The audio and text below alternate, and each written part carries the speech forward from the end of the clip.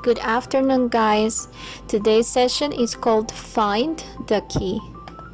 The purpose is to identify vocabulary related with math situations, and the criteria is to relate specific words used in math situations to addition or subtraction as required.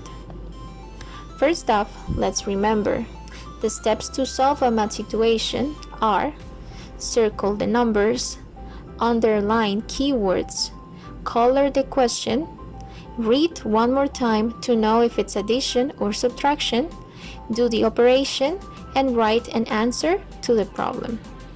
But we are going to focus our attention on steps 2 and 4. Underline keywords and read again to know if it's addition or subtraction.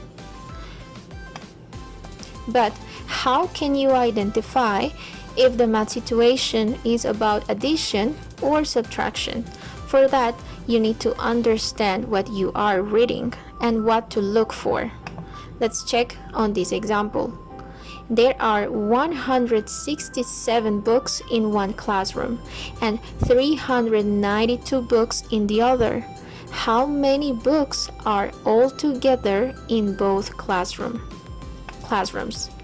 Following the steps, I underlined keywords and colored the questions. The keywords here are there are in one classroom, in the other, and the question, how many books are all together in both classrooms?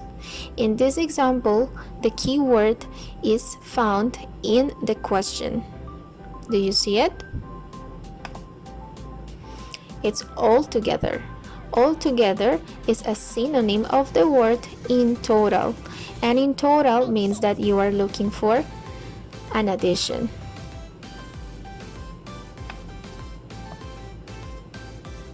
So, what other words indicate that the math situation is about addition?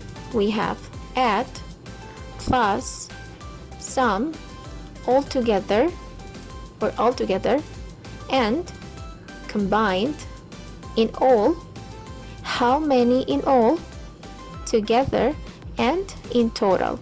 So if you see these words in a math situation, you need to do an addition. Let's see with a different example. Jay has a collection of 263 football cards. His brother has 189. How many more football cards does Jay have? Again, I need to follow the steps underlining and coloring. So I underlined Jay has, his brother has, and I colored the question. And it says, how many more football cards does Jay have? In this case, it is also the question which has the keywords to find out what type of operation you need.